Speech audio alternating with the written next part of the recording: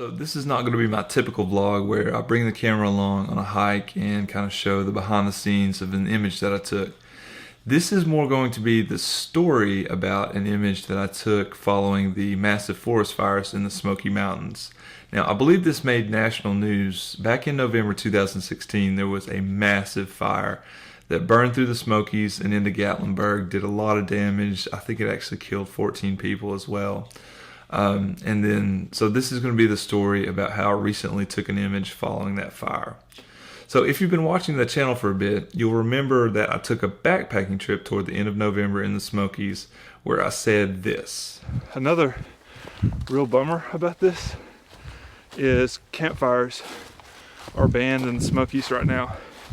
Tennessee has had, and it will really be, the entire southeast has had an awful drought. Lots of forest fires right now, in fact. So no burning in the park. That is, that's a bummer. A campfire.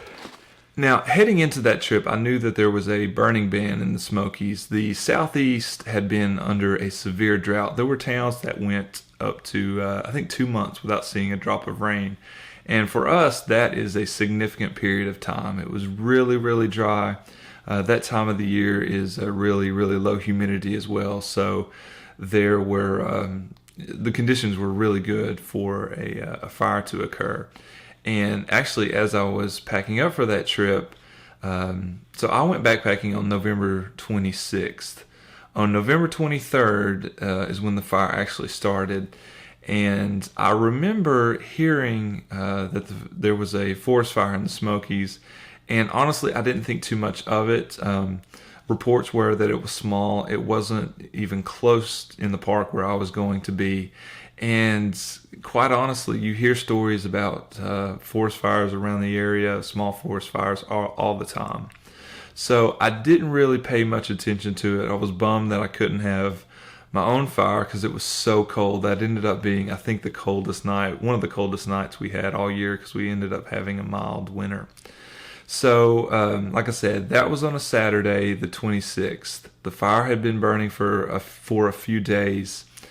And that Sunday, actually Sunday night, there was a massive storm front coming through. It was supposed to be the first rain we'd had, like I said, in 2 months. So we were expecting that to put out the fire, or maybe even lift the burn ban afterwards because it was a massive storm. Unfortunately, in front of that storm brought a lot of wind. And we're talking gusts up to, I think one gust was recorded at 80-something miles per hour. So it was really a significant amount of wind. And that spread the fire just beyond anyone's wildest imagination. The Chimney Tops, where the fire started in the Smokies, is actually one of the most popular hikes in the Smokies. Now, if you've never done it, it's a very strenuous 2-mile hike, and to compare it, it's the exact same distance as Angel's Landing in Zion in Utah, which goes straight up a cliffside. Like I said, the exact same distance hike, but the Chimney Tops actually goes higher. It covers more vertical ground than even Angel's Landing in the same amount of time, or same amount of horizontal space. It's kind of difficult to explain, but I hope you got that. But anyway, I say that to say it's really rugged terrain. There was essentially no hope of containing it. So once that wind hit, it spread it faster than any of the predictions, and this is all before the rain had actually started. So Sunday night into Monday, the fire is just coming down the mountain, and it's going toward the city of Gatlinburg. And in that area, if you've never been to this part of Tennessee, and really even the southeast where the mountains are, you've got a lot of one-lane-ish roads that are very winding, a lot of homes back there. It's difficult to navigate under good circumstances, but all that smoke and fire coming in really made it hard to see. So a lot of evacuation in that area was difficult because the roads are just so difficult to navigate. And furthermore, the speed of the fire and the unpredictability, nobody could foresee that the wind would spread it that quickly really made for a tragic situation. Like I said, 14 people died. There were, I believe, excuse me, there were, I read over 2,000 homes were destroyed. If you really think about that number, that is a significant number of homes lost. Tourism in this area is very, very important. You've got a lot of cabins, rental cabins for people to stay in. All of those, or a lot of those, a good portion of those, were destroyed as well. It was, like I said, just a massive, massive tragedy in this part, and it ended up making national news. So a few months later, I went up to Gatlinburg. I've got family up there, and just kind of drove around. And I had never seen the results of a forest fire before. I was really blown away at just the behavior of the fire. It was almost like a tornado in the sense that you would drive past these buildings and some of them would be completely level to the ground, nothing left. And then there could be a building right beside it that was virtually untouched. Furthermore, on the slopes, these trees, only one side would be burned.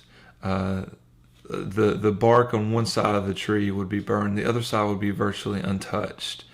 Like I said, you had these cabins in the area, and all that would be left would be the concrete pad that the cabin was built on. Really kind of eerie to follow up after the fire a few months later. And this would have been in, I guess, right around end of January, early February. So as I was saying, we had a really mild winter. One thing I noticed, and it was kind of hard not to notice it, was that in these slopes on the mountains where everything had burned, grass had started to grow back. And you read about this in textbooks. You read about how fire is actually good for a forest, and it kind of burns off all the leaves and stuff that falls down, gives everything a fresh start, new life, so to speak. And one of the first plants to grow back is actually just grass. So you would see these slopes where fire had come through, and all this grass was growing back. Even in late winter, grass was growing, and it was the most unreal shade of green that you can ever imagine. The Smokies in the springtime are kind of known for their almost iridescent greens, but this grass that had burned, in the areas that had burned, was just out of this world, the shade of green that it was. And you would be driving along, you'd see all this green grass growing, and then the places where that were untouched by fire, nothing was growing. So in the burned areas, you'd have grass growing, but you'd have these burned tree trunks. And so it was really, really a fascinating juxtaposition of kind of the destruction of the fire, but the new life of grass growing. So I decided that was just an obvious storytelling picture. You don't too often get the chance to actually tell a story with landscape photography. It's more about capturing a beautiful scene. But as far as storytelling goes, that's more photojournalism. But this was too good to pass up telling the story. So as I was driving around, I found a pretty good slope that I thought had a good amount of grass and a few burned trees.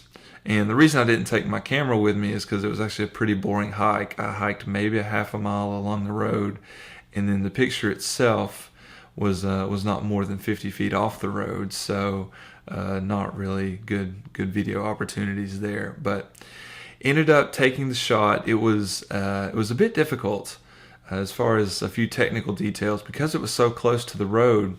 As cars were driving by, you get all the wind from the cars. And you can imagine this grass, which was, I would imagine, over a foot tall, but the ends of it were really wispy, so they would blow in the wind quite easily. So I had to be a little bit patient for that. I ended up exposing 4 sheets of Velvia, so it was a bit of an expensive shot. But there was one sheet in particular where it turned out almost none of the grass was moving. It gets a little bit soft in the background because I had to compromise between my aperture and getting a reasonable shutter speed. But I'm really happy with this shot because, like I said, I think it tells a great story. Sort of, as I was saying, you've got the destruction of the fire, but all this new life that's coming as a result of that destruction. So hope you guys enjoy this image. I'll come back next week with hopefully a better voice. Allergies this time of year, they are brutal. But thanks for watching, guys. Like and subscribe if you like the video, and we'll see you next time.